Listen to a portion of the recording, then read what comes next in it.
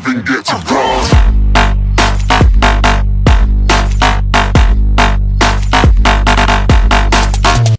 Salutare lume, numele meu este Chiulivachi și după cum ați văzut și în titlu, organizez un nou giveaway în goana mea spre cei 400 de abonați care vreau să-i obțin până la Crăciun.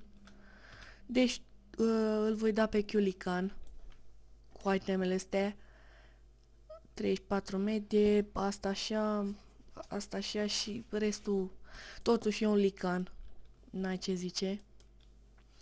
Și e chiar foarte bun contul. Să vă spun regulile. Deci în primul rând dați comentariu, o aleatoriu, habar n-am la video ăsta. Deci dați comentarii aleatoriu, dați un like și voi acolo dacă vreți și neapărat să dați subscribe, să mă ajutați pe mine să fac 400 de abonați, să vă abonați, să-mi îndeplinesc și o visă și să postez într-una în continuare.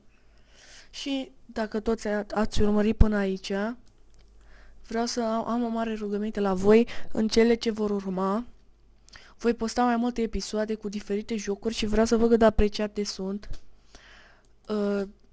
Aici a fost o comunitate Metin, nu neapărat o comunitate, dar canalul a fost bazat pe Metin și este. Oricum, RAW-ul am dat 1,5k azi, 1,5k. Deci să continui. RAW-ul nu prea îmi place mie și oricum vom mai avea de privat, all time sau nu știu ce. Dar